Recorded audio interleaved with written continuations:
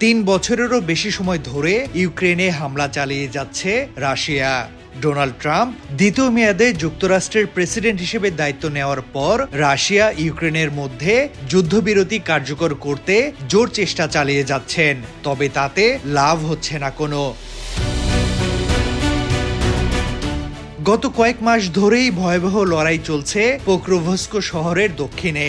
Donetsk অঞ্চলের এই শহরটি দিয়েই মূলত যুদ্ধাস্ত্র সরবরাহ করে ইউক্রেন। এখন রুশ বাহিনীর মূল লক্ষ্য নোভোপাভলিকভা শহর। তারা এখন সেদিকেই অগ্রসর হচ্ছে।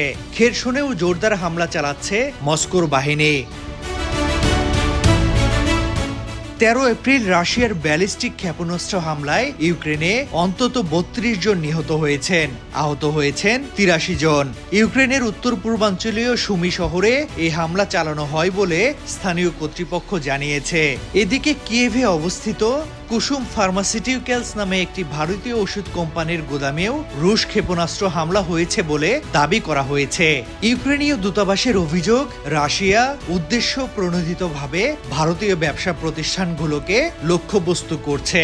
ভারতীয় সংবাদ মাধ্যম এনডিটিভির প্রতিবেদন থেকে এই তথ্য জানা গেছে।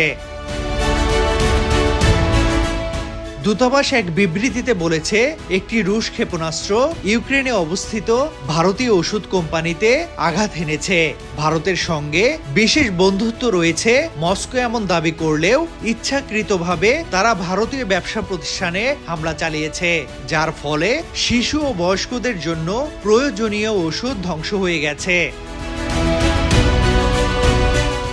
অন্যদিকে ইউক্রেনে নিযুক্ত ব্রিটিশ রাষ্ট্রদূত মার্টিন হ্যারিসও এই অভিযোগ করেছেন। তিনি জানান, রুশ হামলায় একটি বড় ওষুধ কোম্পানির গুদাম ধ্বংস হয়েছে।